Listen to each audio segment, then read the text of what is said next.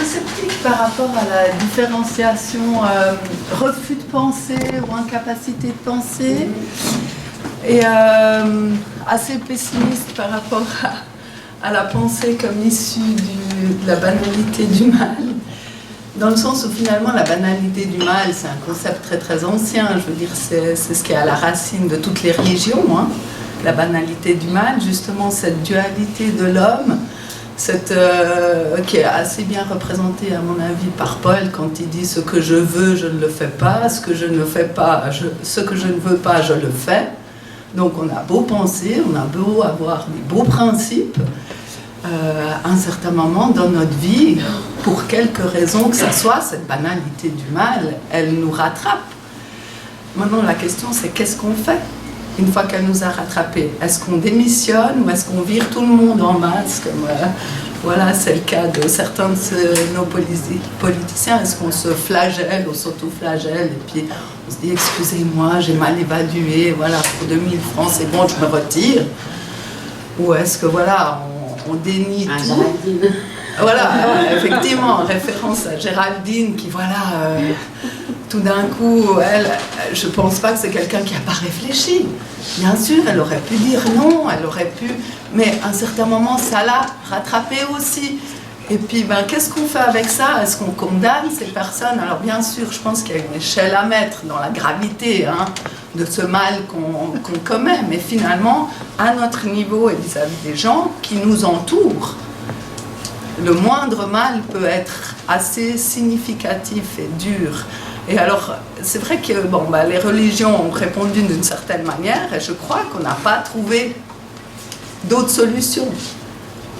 Donc on a essayé voilà, de retrouver quelque chose de l'ordre du groupe, d'une idéologie, d'une utopie. L'union fait la force, on a tous une idée, on crée une idée du droit, du juste, et on essaye de la mettre en œuvre. Mais effectivement, quand elle ne marche pas, qu'est-ce qu'on fait? Et qu'est-ce qu'on fait surtout à un niveau plus... Après, bah, il y a le niveau politique, mais il y a le niveau vraiment plus existentiel de soi, ses proches, sa vie. Qu'est-ce qu'on fait avec ça? Quand nous, on se rend compte qu'on n'a pas agi selon ce qu'on pensait être bien, est-ce qu'on avait bien réfléchi qu'en mettant le bien? Alors, je ne sais pas, mes lectures d'Arendt remontent à il y a bien longtemps, donc je ne sais pas si elle avait évoqué une ligne de réponse ou... Mais je pense que le qualificatif banal vient donner une autre couleur à la question du mal. Bien sûr que tous les religions donc, sont basées sur le bien et le mal, etc. Mais c'est un peu clivé, c'est-à-dire c'est un peu manichéen, c'est le bien, il y a le mal, etc. Donc dans le qualificatif banal, ça veut dire que tout le monde a, ça veut dire ça fait rentrer dedans, c'est une réunion. Et que ça modifie quand même l'idée du mal. C'est ça que je pense qui a été quand même un peu novateur quand elle a mis ce qualificatif banal à côté du mal. Voilà. Il y a une autre chose aussi qui je pense que c'est difficile de penser le bien et le mal uniquement en termes individuels sans mettre en rapport avec le collectif. Parce que forcément, le collectif, il a une puissance comme ça de persuasion très grande. Et c'est peut-être là que le penser, au sens de Arendt, entre en ligne de compte. Le penser, c'est lorsqu'on réussit cette liberté, entre autres, de s'opposer au collectif. Ce qui est souvent assez rare. Bon, après, je pense qu'il faut faire... C'est pas du tout une attaque, hein, vraiment, mais qu'il faut faire attention justement parce que ça, c'est aussi...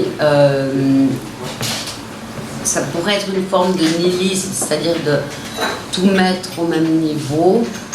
À savoir, on ne peut pas comparer, enfin, je sais pas, l'affaire Géraldine Savary avec la solution finale. Enfin, il y a... Mais par contre, effectivement, là où je suis d'accord avec vous, c'est que c'est à chacun, chaque fois, de se remettre en question, de tirer les conséquences exactes. Ça serait important de chaque fois pouvoir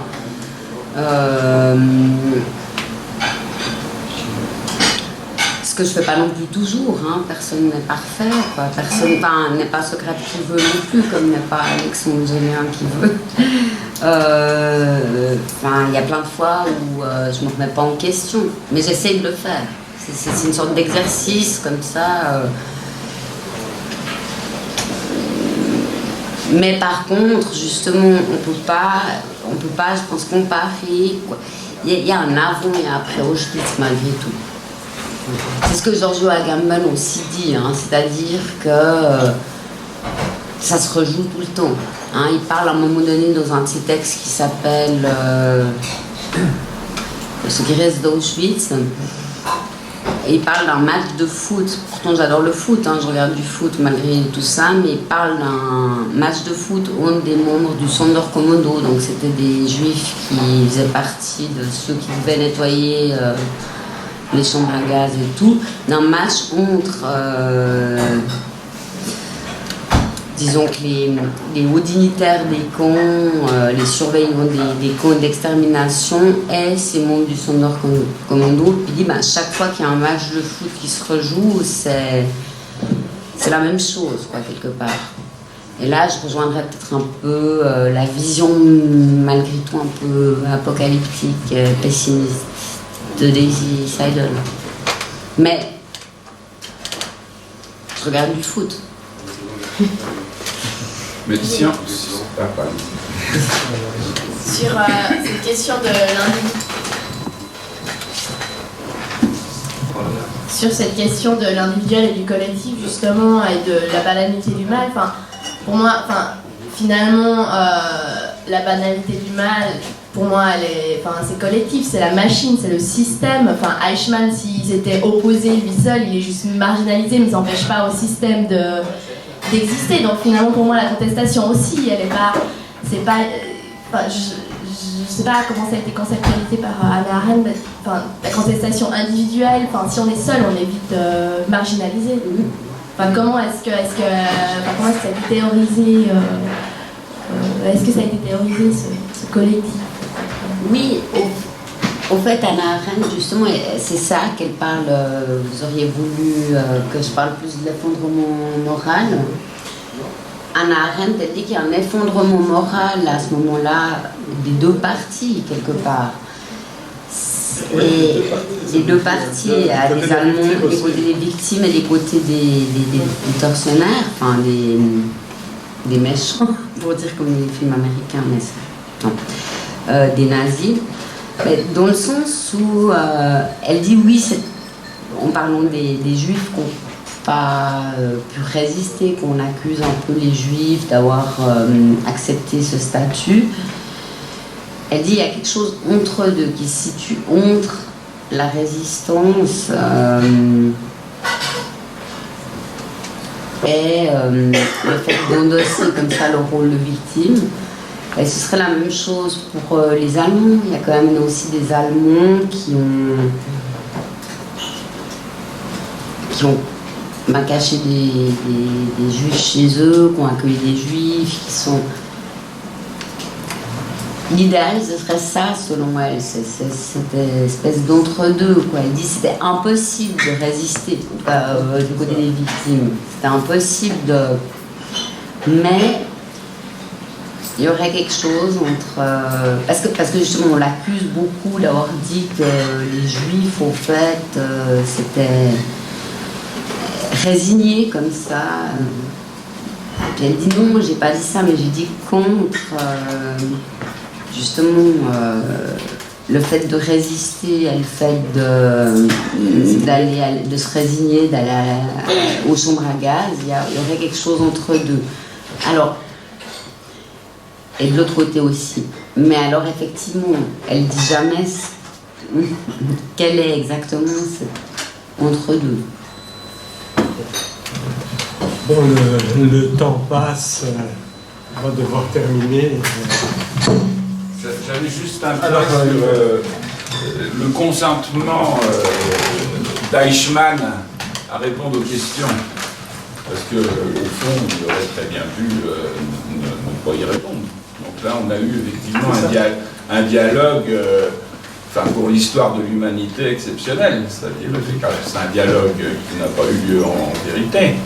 Il ne répondait pas aux questions d'Hannah Arendt, et puisque tous les jours elle faisait son commentaire et puis son analyse, et puis c'était une chance extraordinaire qu'elle avait là de pouvoir mettre à l'épreuve son système de pensée face à un être humain qui effectivement était un prisonnier, donc son avenir il était tout tracé, il n'était pas ignorant de ce qui lui arriverait.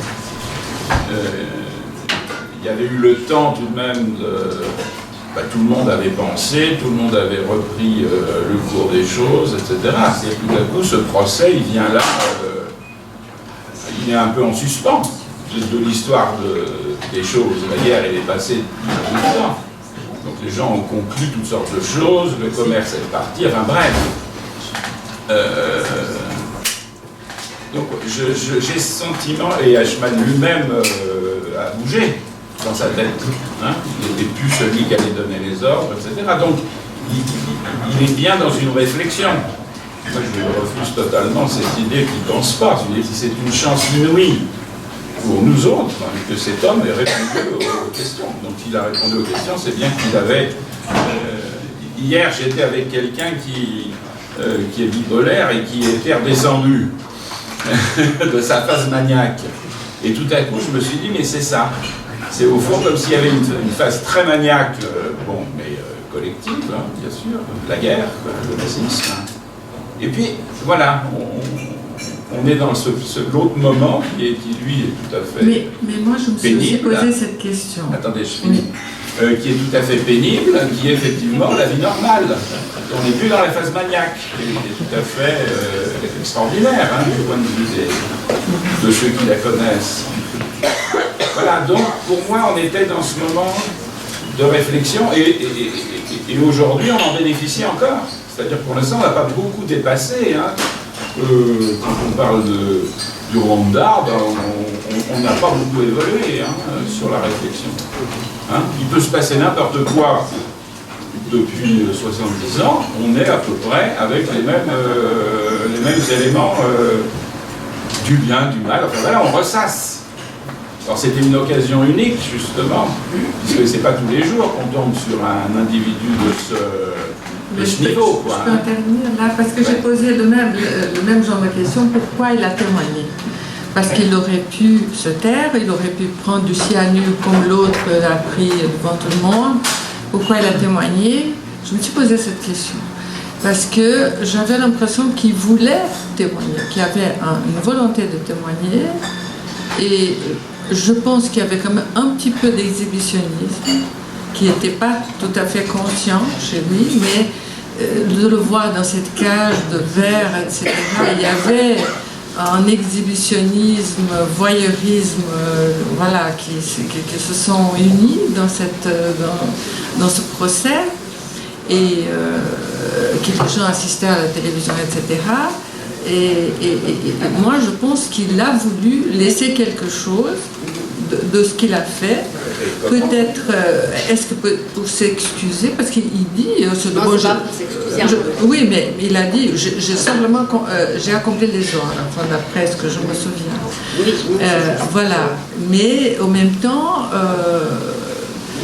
il y avait une espèce de fierté, donc c'était teinté de fierté, donc c'était assez contradictoire, je pense. Il y avait cet exhibitionnisme, mais il était aussi victime, donc on ne comprenait pas très bien. Mais il y avait une espèce de pathologie qui était un peu... donc elle le considère comme banal, mais il y avait une certaine pathologie que je trouve qui se montrait à nous, mais on ne sait pas très bien de quel ordre. Voilà. D'ailleurs, ce qui rejoindrait justement... non, je crois pas. Mais ce qui rejoindrait le discours de Daisy Seidel, dans ce que j'avais dit dans ma présentation, c'est qu'au fait, si on étudie un petit peu de près les choses, avec toutes sortes d'historiens, etc., je ne peux pas faire la liste c'est que peu à peu, ils cherchent de plus en plus Ricardo Clement, Eichmann, lorsqu'il est à Buenos Aires, il se fait connaître. On a l'impression qu'il cherche à être rattrapé par l'histoire. Et à mon avis, alors, je dirais plutôt que c'est par une sorte de fierté. Et pas du tout parce qu'il veut témoigner ou qu'il se sent. Oui, alors Hannah Arendt, le problème c'est qu'elle évacue toute pathologie. Alors effectivement, on avait parlé avec Daisy et Renato avant cette rencontre, à savoir que Hannah Arendt refuse toute pathologie chez Eichmann. Il y a toutes sortes d'auteurs qui ont écrit sur le côté pathologique d'Eichmann. Mais j'aimerais revenir sur la question de la pensée. C'est clair que Eichmann, il pense au sens phénoménologique du terme, puisqu'il parle, il se défend, etc. Il a toute une exposition logique. C'est au sens vraiment arendtien du terme qu'il ne pense pas. C'est une question très propre à Hannah Arendt lorsqu'elle dit qu'il cesse de penser, parce que c'est la question de la liberté. Et la liberté, pour Hannah Arendt, c'est l'introduction de quelque chose de nouveau. Quand vous avez parlé un peu de la qualité, il n'a pas introduit quelque chose de nouveau. Il a pensé, si on peut dire, comme on pouvait s'attendre de quelqu'un dans sa position. Bref, je suis désolé, on va arrêter parce qu'on pourrait continuer longtemps. C'est la dernière, notre dernière rencontre d'une série de 5. Je tiens à remercier Philippe Gervais et tout le monde du Café littéraire. Et bien sûr, pour aujourd'hui, je remercie Sandrine et Daisy. C'est moi qui vous remercie.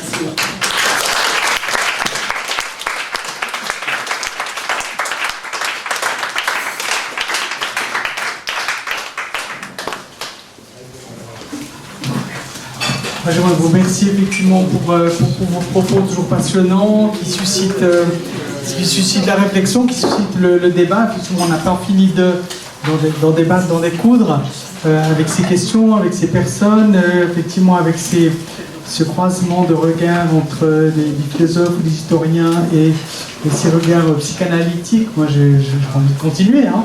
Et donc voilà, effectivement, on va s'arrêter là. Ceux qui veulent souhaiter continuer à rester à discuter un petit peu, on peut le faire en petit comité. Si vous n'êtes pas trop fatigué. Voilà, donc on va s'arrêter là. Je mentionne encore juste nos partenaires du groupe Roman de philosophie, du groupe Vaudois de philosophie ont amorcé un cycle autour de Gaïa.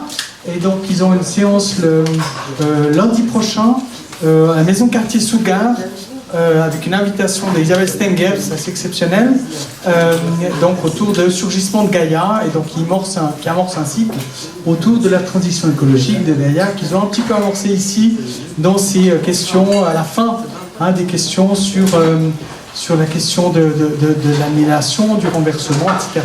Donc voilà, je vous encourage à suivre aussi autour du groupe Vaudois de philosophie, la maison quartier Sougar. Voilà, c'est un peu un petit peu nos partenaires, hein, nos invités ici, donc comme vous l'êtes sur ce site ici, avec la SREP. Et voilà. Merci de votre intervention, de votre attention, de votre écoute, et à bientôt. Merci.